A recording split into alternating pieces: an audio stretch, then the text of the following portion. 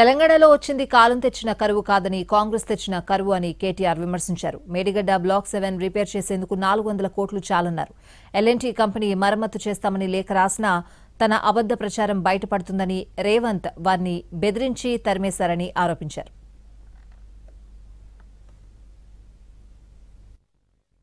మాట్లాడే ఫాల్తూ మాట 1,00,000 కోట్లు కొట్టుకుపోయినాయి అంటాడు.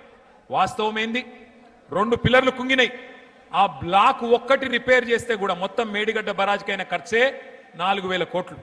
ఆ బ్లాక్ 7 ఏదైతే రిపేర్ చేయాలనో అదొక్కటి రిపేర్ చేయాలంటే ఒక 400 కోట్లు కావాలి.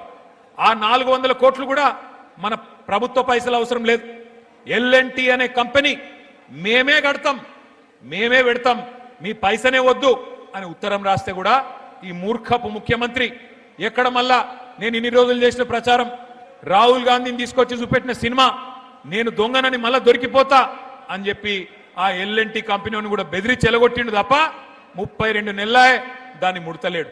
ఇవాళ ఎందుకు వచ్చింది? కాంగ్రెస్ తెచ్చిన కరువు అని నేను ఎందుకంటున్నా?